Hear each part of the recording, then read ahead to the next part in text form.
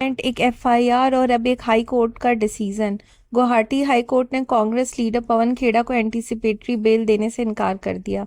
लेकिन सवाल ये है, क्या ये सिर्फ डिफेमेशन का केस है या कुछ और ज़्यादा सीरियस। ये पूरा डिस्प्यूट शुरू हुआ था एक एफआईआर से जो असम के सीएम हिमांता बिश्व शर्मा की वाइफ रिनिकी भुयान शर्मा के कंप्लेंट पर रजिस्टर हुई। एलिगेशन ये है कि पवन खेड़ा ने पब्लिक प्लेटफॉर्म पर ये क्लेम किया कि रिनिकी भुयान शर्मा के पास मल्टीपल पासपोर्ट हैं। कंप्लेनेंट के कहना है कि ये एलिगेशन गलत है और उनकी रेपुटेशन को नुकसान पहुंचाने के लिए दिया गया है। अब इंटरेस्टिंग पार्ट ये है कि केस को सिर्फ डिफेमेशन तक लिमिटेड नहीं रखा गया। एफआईआर में भारतीय न्याय संहिता के कुछ प्रोविजंस लाए गए हैं, जैसे चीटिंग, फॉर्जरी और फॉल्स स्टेटमेंट से रिलेटेड सेक्शंस। स्टेट का स्टैंड ये है कि अगर कोई इंसान नोइंगली फॉल्स एलिगेशन करता है जिसका इम्पैक्ट डॉक्यूमेंट, आइडेंटिटी या पब्लिक रिकॉर्ड पर पड़ता है, तो वो सिर्फ डिफेमेशन नहीं बल्कि क्रिमिनल रॉन्ग डूइंग का ब्रॉडर इशू बन सकता है। पवन खेड़ा की तरफ से सीनियर एडवोकेट अभिषेक मनु सिंघवी ने कोर्ट के सामने आर्ग्यू किया। उन्होंने कहा कि ये पूरा केस पॉलिटिकल वेंडेटा से मोटिवेटेड है, खासकर इलेक्शन के कंटेक्स्ट में। उनका ये भी कहना है कि खेड़ा इन्वेस्टिगेशन में कोऑपरेट करने के लिए रेडी हैं, वो कोई फ्लाइट रिस्क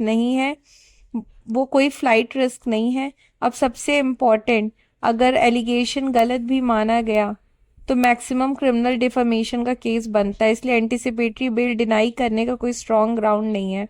दूसरी तरफ असम सरकार ने इस प्ली को स्ट्रांगली अपोज किया। एडवोकेट जनरल ने ये पोजीशन ली कि ये एक सिंपल डिफेमेशन डिस्प्यूट नहीं है। उन्होंने कोर्ट को बताया कि एलिगेशन का नेचर ऐसा है जो फैब्रिकेशन ऑफ फैक्ट, चीटिंग और फॉर्जरी जैसे ऑफेंसेस को इंडिकेट करता है और इसी वजह से इन्वेस्टिगेशन के लिए कस्टोडियल इंट्रोगेशन की पॉसिबिलिटी को कम्प्लीटली रूल आउट नहीं किया जा सकता। इस केस का एक इम्पॉर्टेंट प्रोसीजरल हिस्ट्री भी है। पहले तेलंगाना हाई कोर्ट ने पवन खेड़ा को ट्रांजिट एंटीसिपेटरी बेल दिया था ताकि वो असम जाके प्रॉपर कोर्ट अप्रोच कर सके, लेकिन असम पुलिस ने इस ऑर्डर को सुप्रीम कोर्ट में चैलेंज किया। सुप्रीम कोर्ट ने ट्रांजिट बेल को स्टे कर दिया और साथ ही ये क्लैरिफाई किया कि जब खेड़ा असम के कॉम्पिटेंट कोर्ट के सामने बेल फाइल करेंगे तो उनका मैटर इंडिपेंडेंटली डिसाइड किया जाएगा। इसी बैकग्राउंड में पवन खेड़ा ने गुवाहाटी हाई कोर्ट का दरवाज़ा खटखटाया। केस जस्टिस पार्थिव्योजोत साखिया के सामने सुना गया और डिटेल्ड आर्ग्यूमेंट सुनने के बाद कोर्ट ने एंटीसिपेटरी बेल देने से इनकार कर दिया।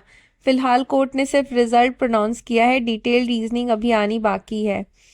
ये ऑर्डर एक इम्पॉर्टेंट प्रिंसिपल को हाईलाइट करता है। कोर्ट जनरली एंटीसिपेटरी बेल तब डिनाई कर सकते हैं जब एलिगेशन सीरियस नेचर का हो, इन्वेस्टिगेशन को डीपर प्रोब की ज़रूरत हो और प्राइमा फेसी लगे कि मैटर सिर्फ सिविल या डिफेमेशन तक लिमिटेड नहीं है।